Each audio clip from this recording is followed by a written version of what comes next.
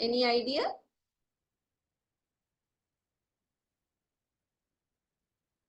No one? Can you repeat? No one has the idea for animal tissues. Now see, animal tissues, they are going to be, you can say, variety of, you can say, places wherein they will be helping the human sustain or animal sustain the life. Now these animal tissues that we are talking about, it is particularly, you can say, designated or sort of concentrated for the human tissue. Okay. So epithelial tissue, connective tissue, muscular tissue, and the nervous tissue are the four kinds of animal tissues that are there.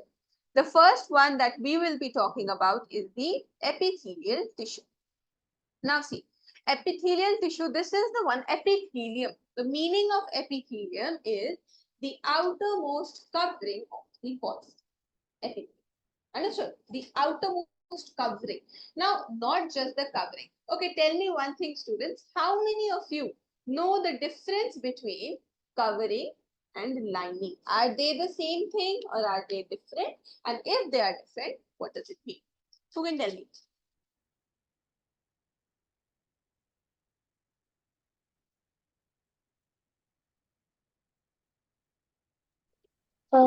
Covering means the whole thing is covered, while lining is just the border of the thing. Covering is the cover. Covering, yes, like the whole thing is covered. But lining means like the borders are the only thing that is lined, like covered. Borders. Yeah, like the end parts of that thing. Okay. What else? See, the covering part is correct. Lining part is not correct. Anyone else would like to try? Is it that lining is like less thicker and covering is thicker? No, sometimes covering can also be thin. So no, that's not it. But all No, of like you people believe that these two are different things, right? Everyone believes this? Right. Okay. Okay, then try. Try again. What is the difference between covering and lining?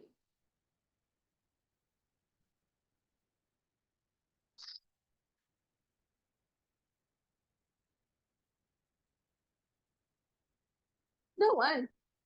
See, for example, if any layer, we are going to talk about in terms of layer. Okay, students. So when I say something is covered, it means that the layer is present on top of that thing. And if I say that something is lined with, or there is a lining of something. So if this is the thing that, so I have this thing and it is covering up my arm. Okay, this thing is covering my arm. But if I put something on below like this, then that would become a lining. So lining is a layer that is present from the inside. Covering is a layer that is present on the outside. Getting it? So that is the major difference. Covering is the layer that is like, have you people heard in the baking shows or stuff, they say that line the baking tray with parchment paper. Line. They don't say cover it. If had they been saying cover it, then you'd have to put the whole thing into the parchment paper. They say line it. So you take the parchment paper and put it like this, isn't it? Understood? So covering is basically, let's just write it off.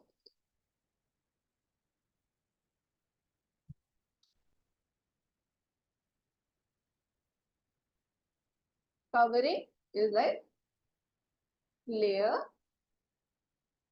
present on the outside. Okay. Whereas the lining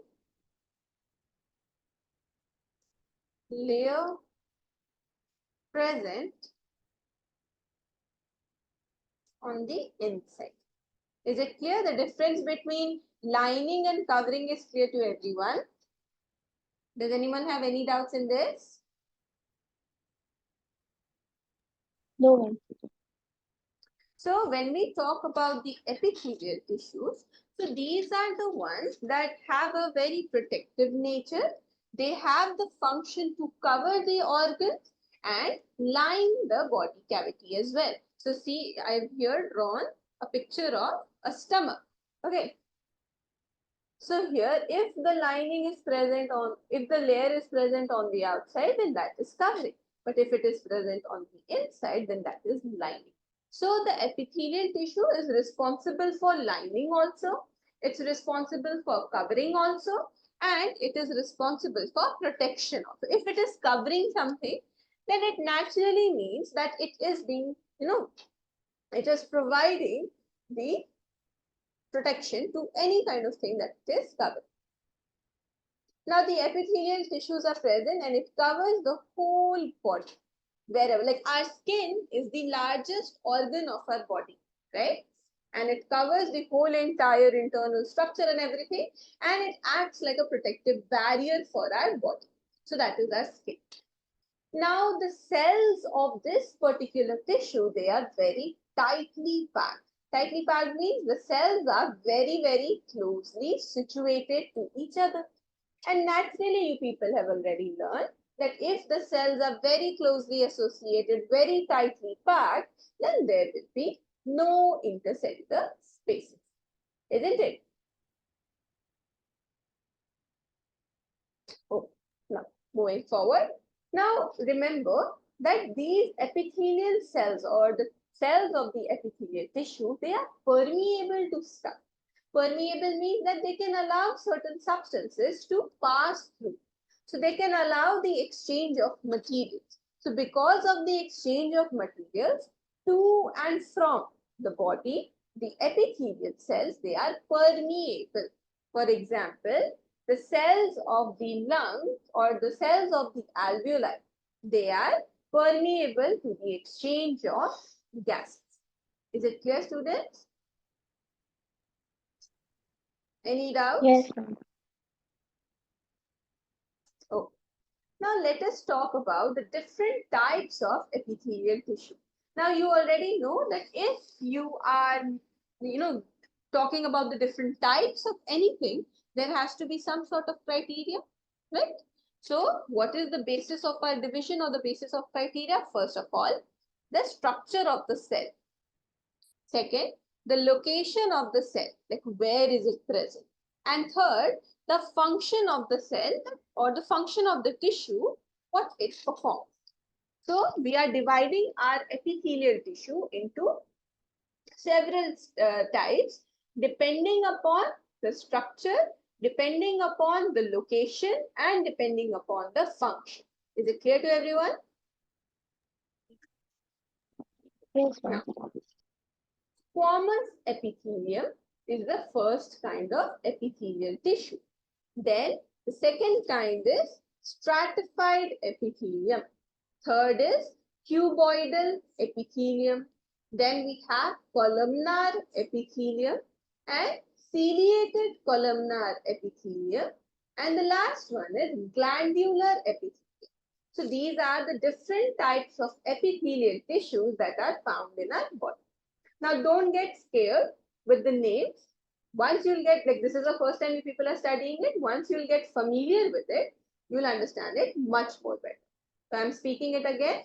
Squamous epithelium is the first, stratified epithelium, cuboidal epithelium, columnar epithelium, ciliated columnar epithelium, and the last one is glandular epithelium. Is it clear, students? Any Yes, doubt? ma'am. Okay.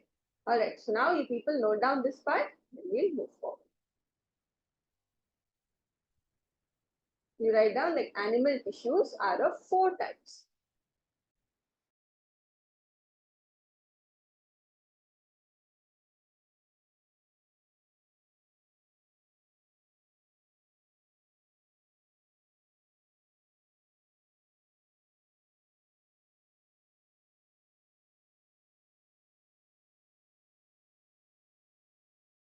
Ma'am, Yes. I have a doubt in like previous topic about the xylem.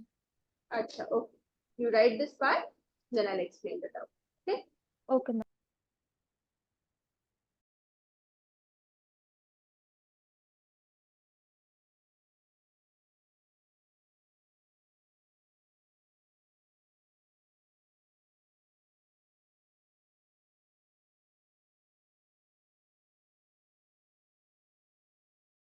Can you scroll down?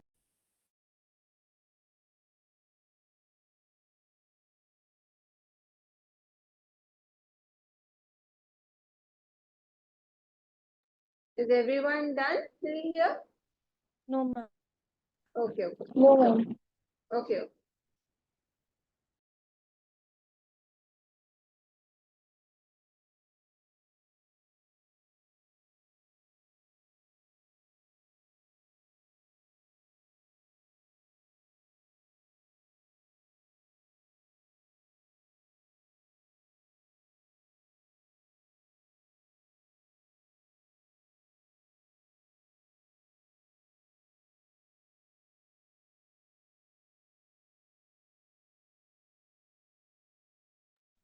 Yes, I'm done.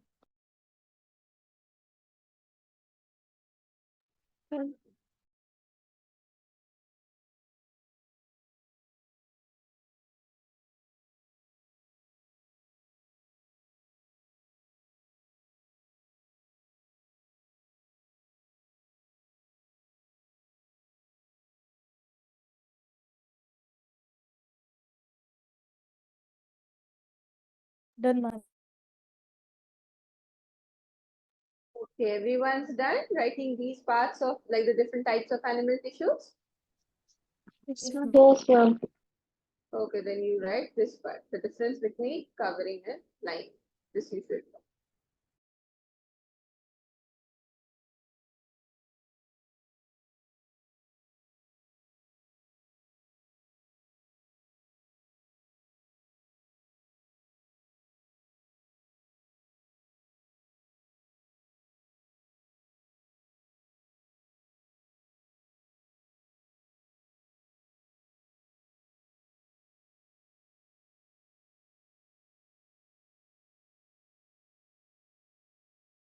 Done, ma'am.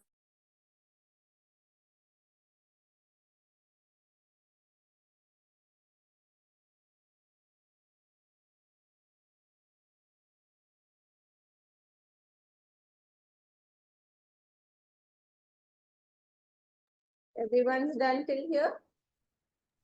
Yeah.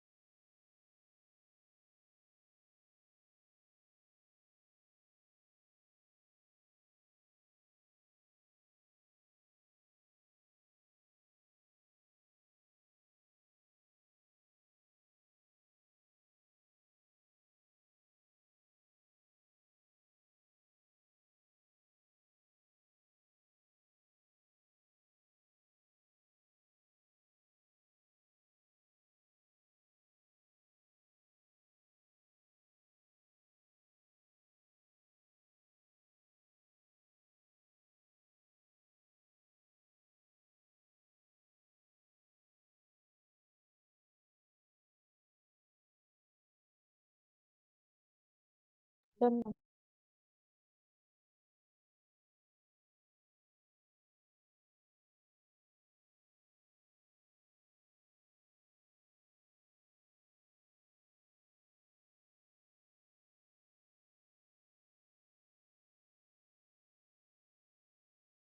Mom, we're also supposed to draw the diagram on the side, right? Yes.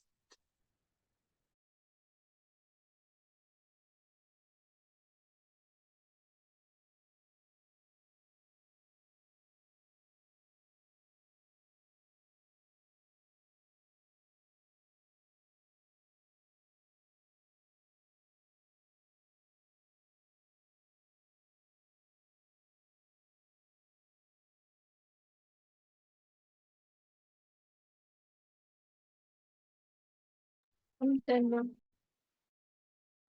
Everyone's done till here? Yes, ma'am. Yes, ma'am. Oh.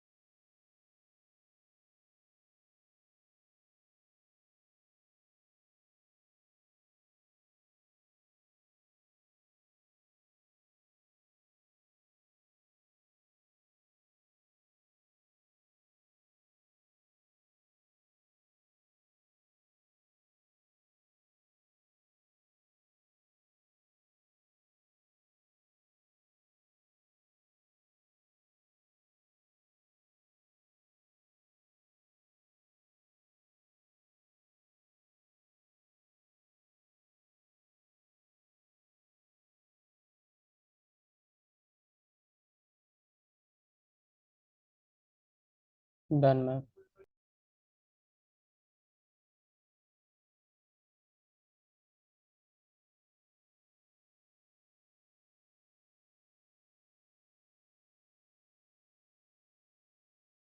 Done, ma'am. Everyone's done? No, Mom.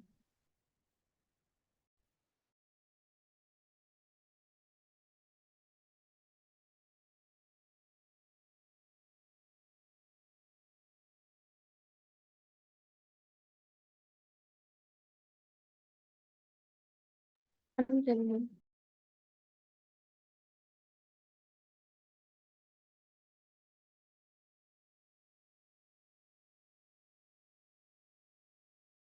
Ma'am, can you go bit back? This lungs part you don't have to draw. This you can skip. This is just for explaining. You write from the types of it.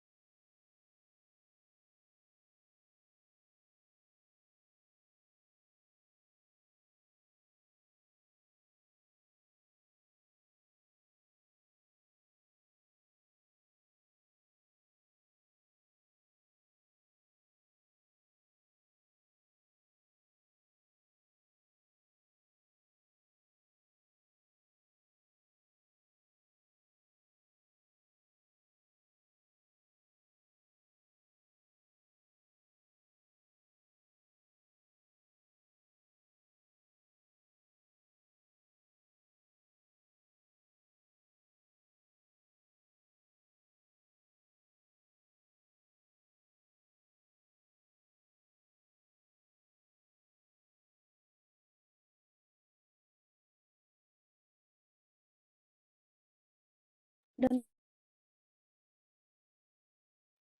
No one. Okay, it's okay, everyone. You can write.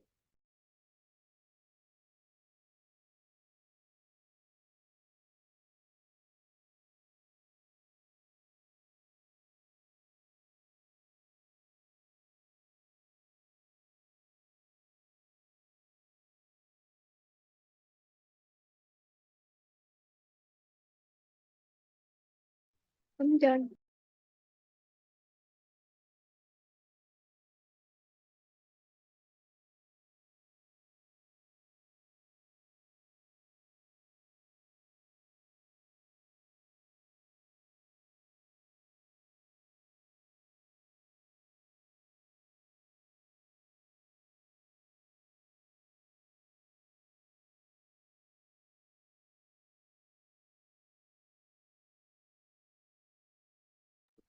Done.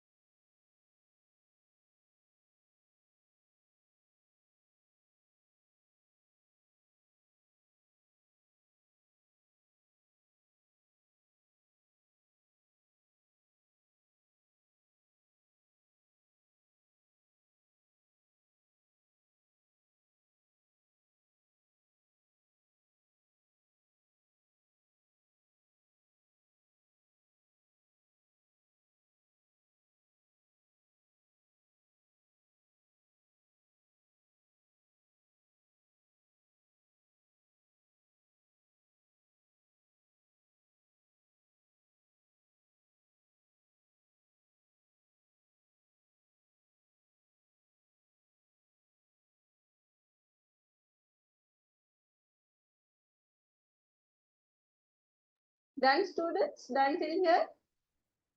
Yes, ma'am. Yeah. All right. Any doubts? No, no. Okay. Okay, yes, Gauri, what was your doubt from Xylem? Ma'am, like in the last class, you told that in Xylem there are two components living and two dead, right? But like when I searched it on Google, they were in that it was showing three. Like three are dead and one is living. And same thing, I asked my teacher also. She also said the same thing. See, amongst the different components of the xylem, the one that is actually dead is the xylem fiber. The xylem parenchyma can never be dead because parenchyma tissues, they are living tissues, right? They are responsible for storage purpose. When we talk about tracheids and vessels, they are the conducting part. So, as far as I have seen, the tracheids, the vessels, and the parenchyma, altogether they'll be the living part, and the xylem will be having one dead component, which is the fiber. Fibers are always dead, no matter whichever organism, I mean, whichever part of the plant that you're talking about, the fibers will always be the dead. Understood? Okay, ma'am. All right. So now we're going to see the different epithelial tissues and their functions, like what they are responsible for performing. So the first one is the squamous epithelium. The other name for squamous epithelium is the pavement epithelium. Now these epithelium, this particular epithelium, talking about the type of cell that it is made up of. So cells of the squamous epithelium, they are large cells, but they'll be very, very thin and flat. That is why we call it as the pavement epithelium, like how the tiles are there on the floor. Same way, the squamous epithelium will be present. So the cells of this particular epithelium, it will be large and it will be extremely thin and flat. Second comes the location. Now talking about the location of this particular epithelium, so it is present in the lining of blood vessels, meaning inside the blood vessel or outside. If it is present in the lining of the blood vessel, so is it present inside or outside? Inside. Right.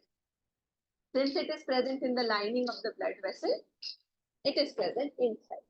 It is also found in the lung alveoli. It is found in the esophagus and in the lining of the mouth and the cheek, meaning the inner portions of our mouth, the inner portions of our cheek, they have the squamous epithelium present in it. Talking about the functions, like what does the squamous epithelium do? So its function is to transport the substances through the selectively permeable membrane. Other than that, it also performs the function of protection. So all in all, the two important functions which will be performed by the squamous epithelium will be transportation and protection. Is it clear? Any Yes, ma'am. doubts? So that is the case of the squamous epithelium. So the characteristic of the cell we have seen, the location, like where is it present, that we have seen, and the function also we have seen. Moving forward to the next kind of the epithelial tissue, that is stratified squamous epithelium. Now stratified squamous epithelium, stratification is the presence of layers. Okay, the presence of layers. So in this case, the cells, they are arranged in a pattern of layers, like layer-like patterns will be there of this particular tissue. Okay, layer-like pattern with nuclei in each of them. So the cells, like the arrangement or the type of cells that we were talking about, that is going to be in the form of layers. Secondly, where is it present? So it is found in the outer protective covering of all the body surface. The best example for which is our skin. So when we talk about the stratified squamous epithelium, so majorly it is present to cover all of the body surface, and the best example is the skin. Lastly, what does it do? So since it is covering the skin, covering the areas and everything, so it will be responsible for providing protection to the underlying tissues. So whatever things they come beneath our skin, whether it is our muscles or our bones or our different tissues that are found inside, all of that will be protected with this particular epithelium. So the second epithelium is clear to everyone? Yes, ma'am. Okay, any doubts? No. After that, the third kind is columnar epithelium. Columnar means in this, the cells will be column-like. Column-like means long and tall pillar-like cells will be present. Okay, now that is the case of the columnar epithelium. Okay, so this is the third kind of epithelium. Now talking about where is it present? So it is present in the inner lining of the stomach and the intestine. So towards the inside of our stomach, towards the inside of our intestine, we have the columnar epithelium present. After that, talking about what does it do? So basically, the columnar epithelium, since it is present in the stomach area, in the intestine area, so particularly it is responsible, like it is there for the digestive purposes. So what it does is that after the digestion of food gets completed, the absorption of the nutrients from that digested food gets done by the columnar epithelium. And the characteristic feature of the columnar epithelium is that the cells are tall and they are pillar-like cells, column-like or pillar-like. Is it clear? Yes, Yes, ma'am. ma'am. Now, secondly, there comes the ciliated columnar. Ciliated means, like for example, if this was the columnar epithelium, if it has cilia present on top of it, then we'll call it as ciliated columnar epithelium. Okay, so if any cell or any tissue has cilia present on it, which is like the fine or tiny hair-like structures, so we'll call it as ciliated epithelium. So if it is the columnar epithelium that has cilia present on top of it, so we are going to call it as ciliated columnar epithelium. The characteristic is that the cells are column-like, tall pillar-like cells are there, which have fine hair-like cilia present. Now talking about the location, like where is it present? So it's found in the inner lining of the trachea, meaning in the inner lining of our windpipe. It is found in the lungs and it is found in the entire respiratory system. That's the location of ciliated columnar epithelium. And then in the respiratory tract, what does it do in terms of its function? Since it is present in the respiratory system, so this cilia, it helps to push the mucus forward in order to clear it. Just like how those brooms are there, right? Brooming thing is done. Same way, the cilia does the brooming to remove all of the dust particles or the mucus to clear it out from the respiratory tract. And that is done with the help of the columnar epithelium. Is it clear? Yes, ma'am. Yes, ma'am. Then comes cuboidal epithelium. Now, cuboidal epithelium are the ones that have a shape like a cube. Okay, this is their characteristic feature. So the cells are cube-shaped cells. Talking about where is it present? So it is found in the lining of the kidney tubules as well as in the duct of the salivary gland. So these are the locations wherein you can find the cuboidal epithelium. Okay, lining of the kidney tubules, the duct of the salivary gland in all of these areas. What does it do? Since it is found in the kidney tubules, you know that kidney is the place where the urine is formed. So basically the function of these cuboidal cells or cuboidal epithelium will be to absorb the useful materials from the urine. Is it clear? Yes, ma'am. Yes, ma'am. After that, Yes, there ma'am. comes the last one, which is the glandular epithelium. Can you people check whether this epithelium is given in your book or not? Just check and tell me.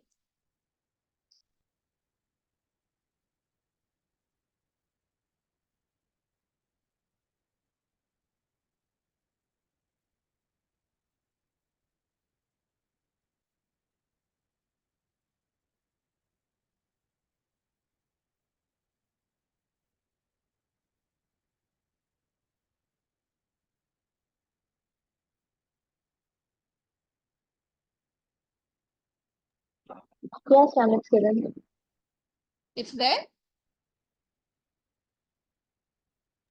Okay. Yes. So when we talk about the glandular epithelium, so this is the epithelium that is responsible to form a gland. How does it form it?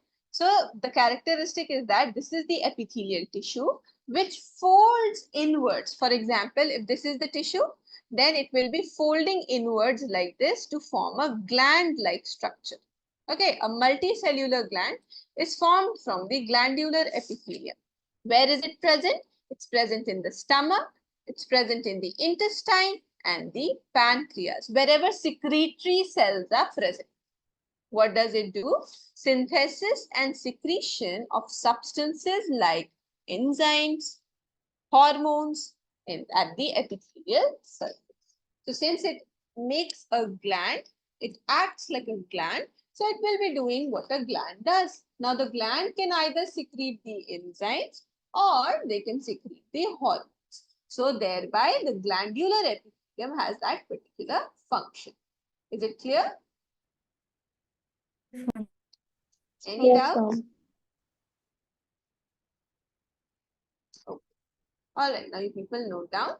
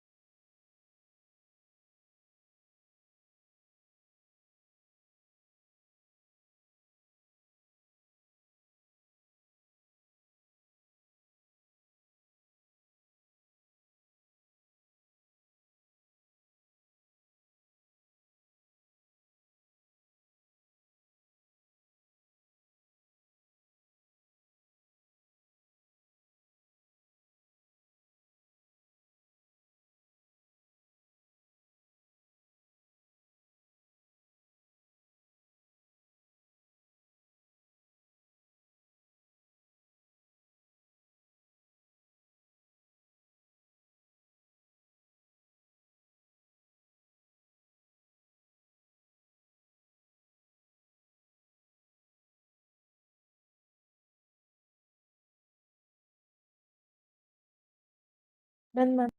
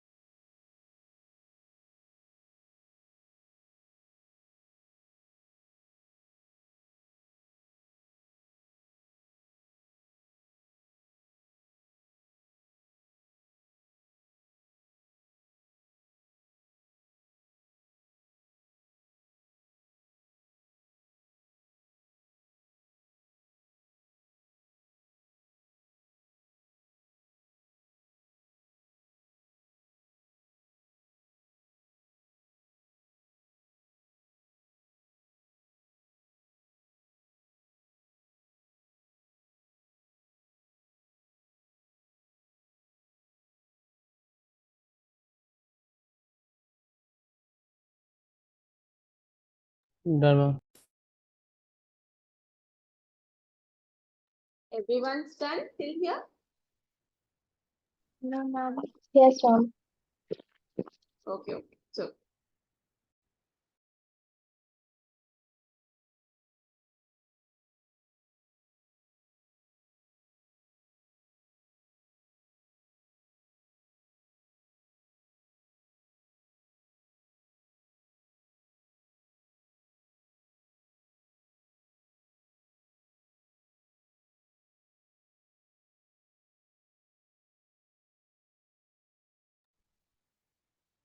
Done, ma'am.